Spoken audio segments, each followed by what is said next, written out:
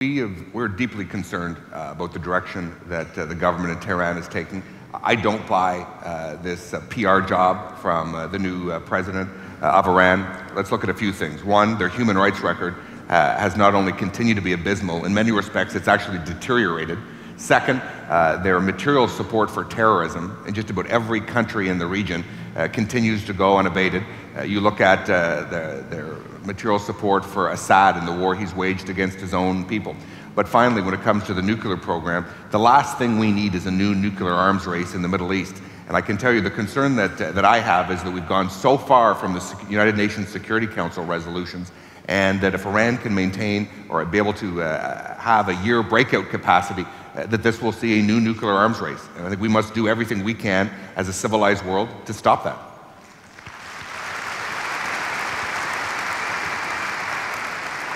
President Aznar, what are your thoughts on this issue?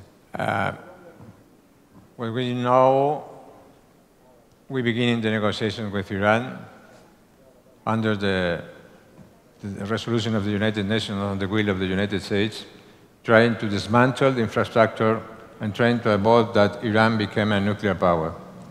Why? Because all of us consider that Iran is an existential threat for us, not only for Israel, but for us, for all of us. Now, we are negotiating that we recognize Iran as a nuclear power. We recognize that Iran can enrich uranium in significant capabilities, and we recognize that Iran increasing the speed to enrich uranium in the future when and how the regime of Ayatollahs decided. In my view, the position of Israel is the same. Iran, the nuclear problem, continues to be an existential threat for us. If you change positions, please tell me the reason why you changed position. Because my position is the same. I must explain why I consider that a nuclear Iran is an existential threat, but the rest must to explain how it's possible to pass the position to reject this possibility, to accept that Iran become a nuclear power. Minister, you want to weigh in on this? Yeah. One, I used to view Iran's nuclear program almost exclusively through the lens of Israel. But over the past 4 years, I can tell you just about every single Arab country in the Middle East shares the exact same concern that we all share. And that's why it is so important that we work in partnership. And the race of nuclear arms. Absolutely. And I want to tell a story. I was visiting Yad Vashem a number of years ago, and a rabbi was speaking, and he spoke very powerfully about the threat that Iran posed. And he reminded everyone in attendance that it was, I think on that date, it was 70 years to the day that Hitler became Chancellor of Germany. And when he became Chancellor of Germany, his opinion and his political views on the Jewish people were very well known. He had published Mein Kampf 11 years before. Well, when a regime undertakes a nuclear program, and they have been so crystal clear about their desire to wipe Israel off the face of the earth, we've got to take that incredibly seriously.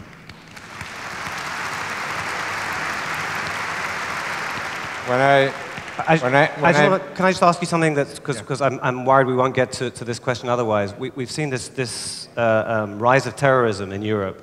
Spain is no stranger to terrorist attacks against the public. How do you view the spate of terror attacks in Europe, and what does it say about Europe's future security picture? We know very well terrorism, unfortunately, in Europe.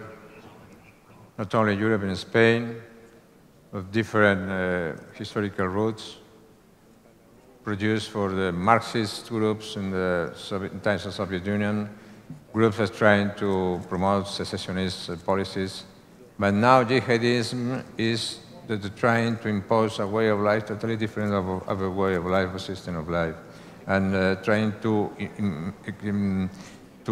establish a Salafist vision of Quran extremely radical. The problem is the ground sympathy that in the Muslim population in Europe have the radical movements and the terrorists.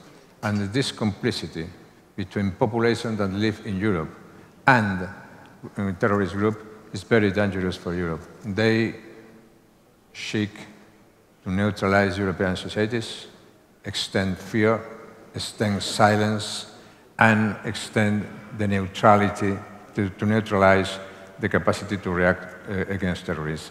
Reinforce our values and confront this threat is the responsibility of all the European and Western leaders. A last question for you, Mr. Baird. What keeps you up at night when you think about Israel's future in the world today? I am tremendously concerned, obviously, about Iran. It is, in my judgment, the biggest threat to international peace and security in the world.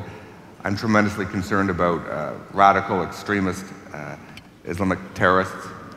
I'm also concerned, frankly, though, about the growing anti-Israel sentiment around Europe. This is something that should cause us all a great concern, whether it's among the European people or increasingly among a lot of the European political leadership. I was deeply disappointed, for example, in the United Kingdom when there was a non-binding resolution on recognizing a Palestinian state around the peace process, around negotiations with Israel. And only 12 members of parliament had the courage to stand up and to do the right thing and to be counted. This has got to be a real concern, not just, frankly, for supporters of Israel in North America, but for the Jewish state and the supporters around the world. Thank you.